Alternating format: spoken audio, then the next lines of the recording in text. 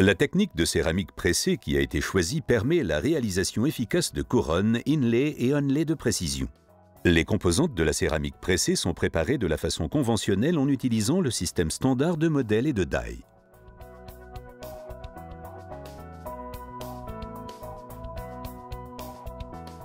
La finition détaillée des limites est réalisée par un scellement de la zone cervicale à la cire et l'élimination des excès avec un instrument adéquat. Utilisez uniquement une cire organique combustible exempte de résidus. La mise en revêtement de la couronne est réalisée en suivant les instructions du fabricant.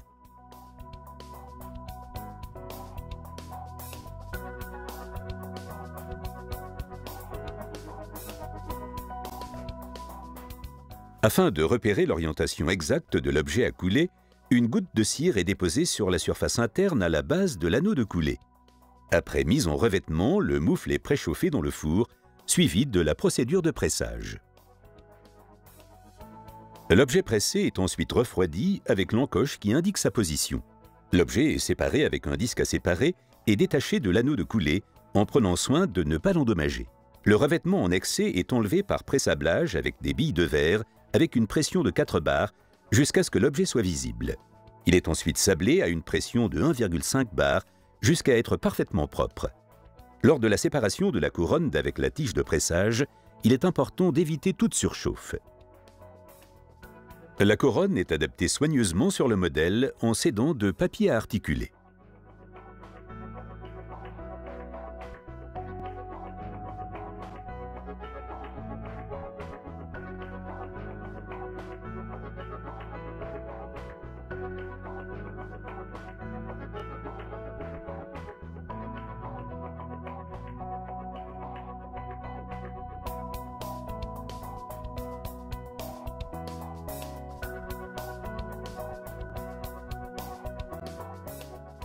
Afin de mieux apprécier la structure de surface, les zones correspondantes de la couronne en céramique pressée et les aires adjacentes de la centrale sont marquées avec un crayon de couleur.